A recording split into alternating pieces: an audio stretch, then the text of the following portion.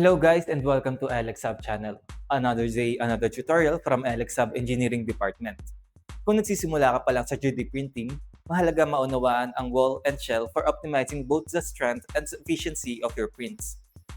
Ang wall refers to the outermost layers or perimeter of the 3D print. The quality and strength of the print depends on how the walls are generated and designed. Habang ang shell naman refers to the solid layers on the top and bottom of the print.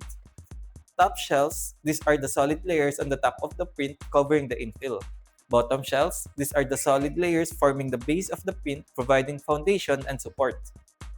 Once you have added your object and done preparing in Bamboo Lab Studio, proceed to Preview tab located on the upper left corner of the studio.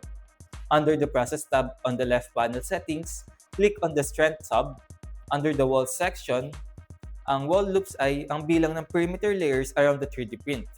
For a stronger model, increase the wall count to 3 or 4 walls. For lighter prints, reduce the wall count as needed. Ang Detect Thin Wall naman, if this option is enabled, small parts of the model that has lost details after slicing, such as text, can be successfully sliced. Once you are finished with the wall loops and Detect Thin Wall settings, magpatungo naman tayo sa top and bottom shell section. Meron 8 pattern options. Monotonic has uniform lines which results in a more smooth surface compared to rectilinear. Compared to monotonic linear has no overlap with the wall. Aligned rectilinear pattern of the surface should be used with aligned rectilinear pattern of spars to get a good view with transparent material. Shell layers, ito ang bilang ng solid layers of the top or bottom shell including the surface layer, internal solid infill, and bridge.